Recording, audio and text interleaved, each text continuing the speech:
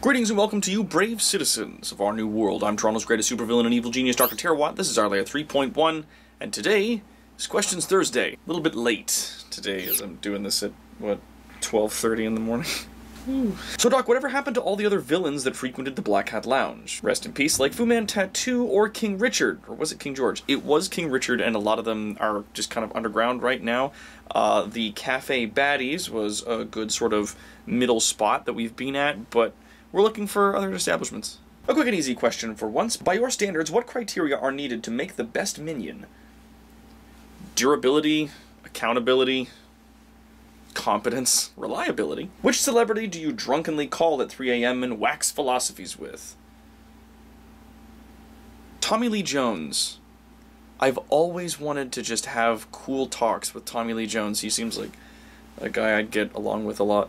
Well, hello there, you handsome genius. It is I, your personal bodyguard. I heard in your vids and streams about the type of food you like, but it's not precise enough. I will affirmatively come visit your area this year, you know when, and I want to cook and bake cookies. So tell me, Doc, what would be the best thing I can cook for you when I'll come?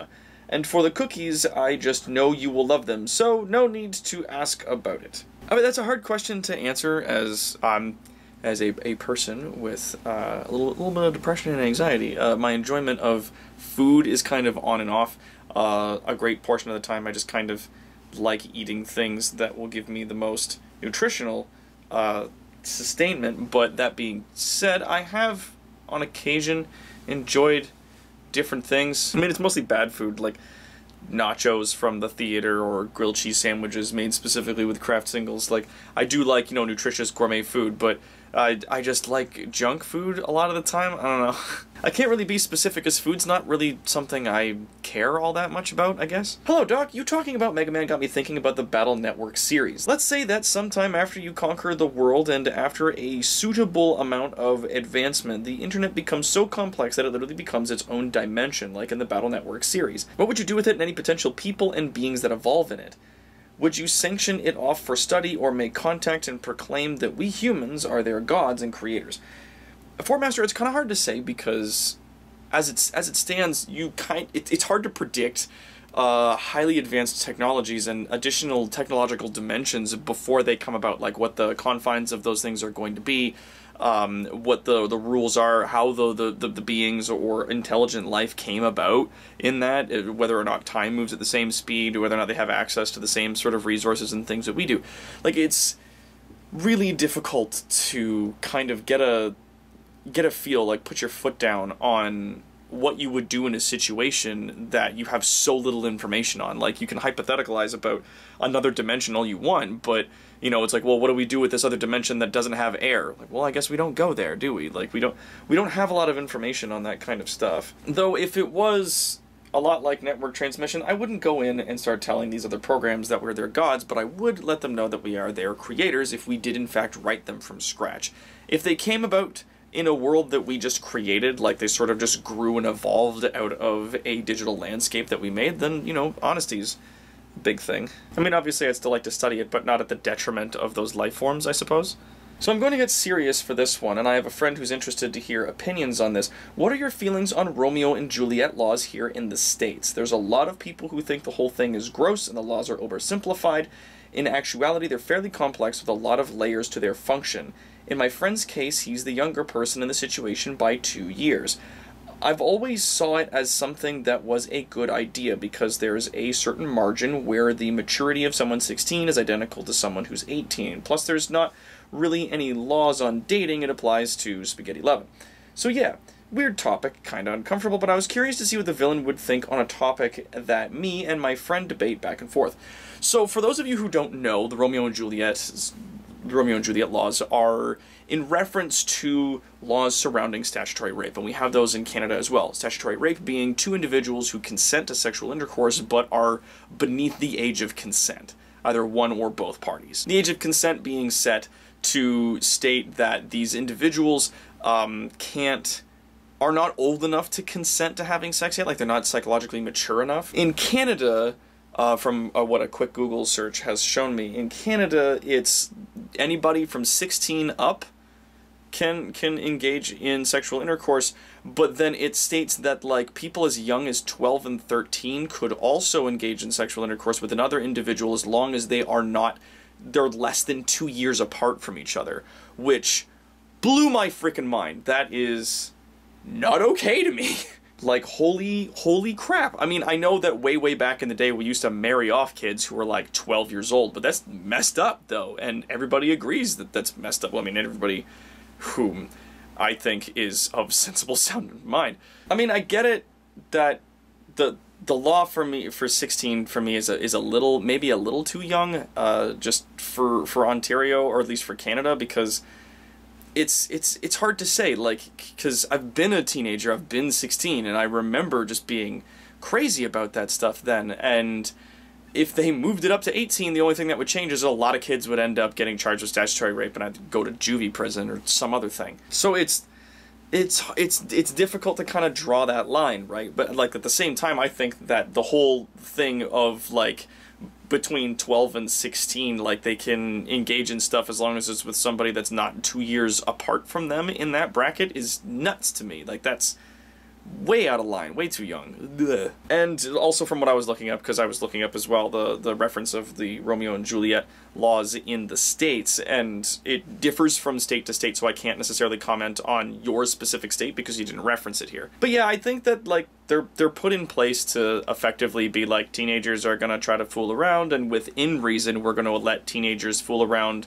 with teenagers in a certain bracket, because over that age is going to be, obviously the older person has a tremendously higher potential for taking advantage of that younger person, but it's like the teenagers that are within there can party and everybody just, you know, lets that be. So I guess that's kind of what it is. I mean, I'm in my 30s, so the whole thing makes me uncomfortable, but at the same time I'm also for a very sex positive culture, because just because something makes me uncomfortable doesn't mean it's wrong, right?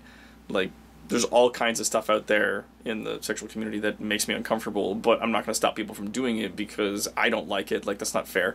But at the same time, it's sort of like understanding where people are in terms of their psychological and physical maturity. You need to be responsible for them when in a time that they're not able to be responsible for themselves. Hello again, Doc. Do you have a song or songs, if you're indecisive like me, that you consider your theme song?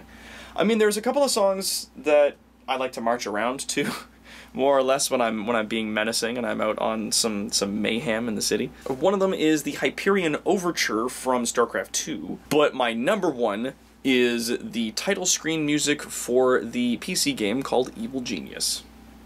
Oh my god, guys, you keep sending me friggin' paragraph questions. Stop it. Concise your stuff down. Please and thank you. The only reason I'm answering this is because it has something interesting that I'd like to address, but like 90% I was going to delete this comment, okay? Okay. Apologies in advance for the unwieldy post here, but Doc, you've got some fantastic ideas rattling around in that big head of yours, and I can tell your heart's in the right place. Chest-thumping democracy advocate that I am, I'll grudgingly admit that if the world has to have a dystopic supreme ruler, we could do a lot worse than Dr. Terawatt. Gonna take that as a compliment. Hell, I don't even care about the whole villain thing, if you ask me. Labels as rigid and subjective as hero and villain ain't worth much. That being said, the plans you've laid out for your Brave New World TM bring to mind 3 questions from one of the great villains of my childhood that, according to him, should be asked of any powerful institution. Okay, cool, so now we're getting to the questions. 1. In whose interests do you exercise your power? A bit of a softball, this one, but considering you're pretty open on the subject already. Answering to that, to whose interests do I exercise my power? Yours. Everyone's. I'm not building a better world for me, I'm building a better world for you. 2. To whom are you accountable? You. Still. A leader is always accountable to their people. Always. 3. How do we get rid of you? And that, right there it is, the million-dollar question. As it stands, I have systems in place that are going to ensure I continue to do my job. And I continue to do it well. No one is going to like the things that I'm going to do for the betterment of society as a whole. There are always going to be factions of people, there are always going to be vocal minorities and protests and just angry, chanting, ranting groups of people that will do everything that they can, exploit any loophole to get me out of power. There are so many people that benefit from the oppression and the class sort of segmentation that our society currently possesses and other societies currently possess across the world. So changing that would unseat those people from power. It would remove them from an environment where they benefit and many others do not. So there's always going to be all kinds of powerful and unpowerful individuals, vocal minorities, and great angry mobs that are going to be mad at me about doing things like bringing an end to the energy crisis and ending world hunger and just bringing an end to crime almost in general just across the planet. Like stopping aging, like anything that I do, no matter how fantastical or wonderful it is, there's always going to be people that try to stop me, so I can't put the option to stop me in the hands of those people. Right? But I am going to be putting in systems that make sure that I'm alright, that I'm not sort of straying from the path that I'm intending here, but I am also not going to tell you what those things are because I don't want other people to try and take advantage of that system. As citizens of my brave new world, you are going to need to trust me. So does this make Victor/Eris the first transgendered AI?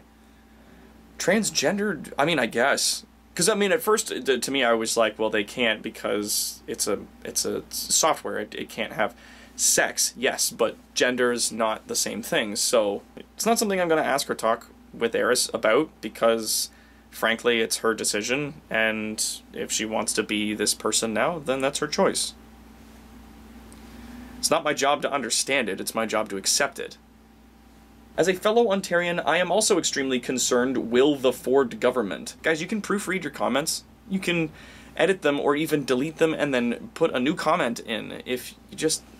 For the love of God. What do you think could be done better? Well, I don't have my fingers on a lot of those pies yet, but just from a cursory sort of distant examination, we could start with things like not cutting essential services to the lower and middle classes and not cutting abortion services and getting involved entirely too much with women and how they handle their bodies. Do you have a P.O. box yet? I want to send you stuff. No, I do not have a P.O. box. I know a lot of people keep bothering me about that, but when I went to the post office and asked about it, they said it was going to be a few $100s a month in order for me to have one, so I said no.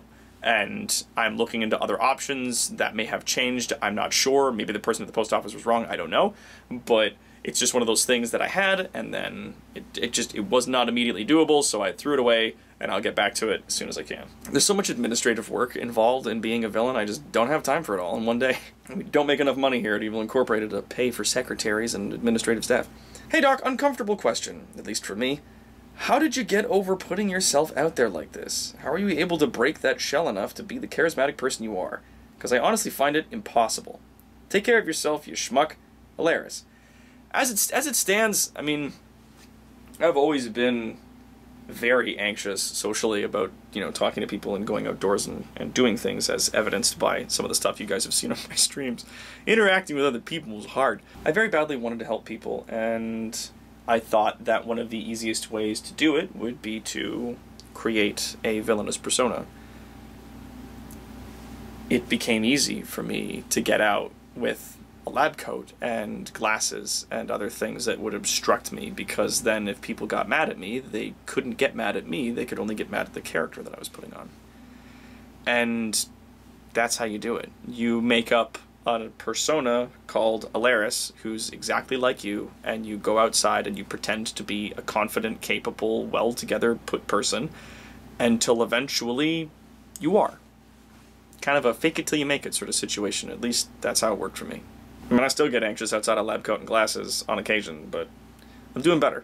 So, 2020 sexy calendar, or maybe evil calendar, grumpy calendar? Oh, this is Willow, by the way. I forget my name on YouTube's my writing one. Oh, yeah, no, I mean, we are planning to do another sexy calendar for 2020, because 2020 is going to be a big year, and it's... We have, like, a lot of ideas written down already, and a lot of really cool stuff that we're excited to get into. Doing a grumpy calendar sounds like a lot of fun, just a whole bunch of different, like, beautiful settings, and me just having a really grouchy face, just being miserable in every month, like, I think would be a huge amount of fun, and certainly more well-received than me being, attractive. But yeah, well, it's in the works. It's another, like, one of my 20 or something projects that I'm juggling at any given time. I have a situation that needs advice. I have a shitty human in my life, one that uses guilt, manipulation, and general awfulness to get her way and be remarkably shitty. I have already arranged to move away from her and never have her in my life again, but the after effects of her being part of my life for a number of years, she has become part of a good friend's life and has soured everything connected with that friendship, has worsened my depression and will persist for quite a while to come. How do I clean someone like that out of my head?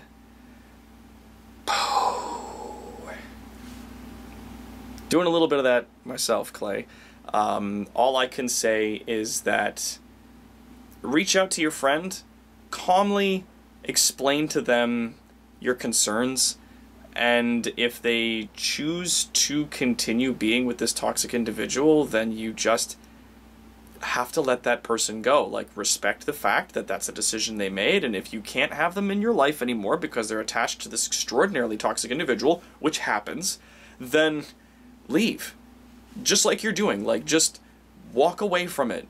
Go find a happy life somewhere else. There is a huge world out there full of lots of amazing people and lots of amazing communities. And it's not impossible to believe, like I said before, that amazing, wonderful, inspiring, creative, beautiful people can exist again without the toxicity and the manipulation just as easily. Like, you can find other friends, you can find other people that fill you with that joy again.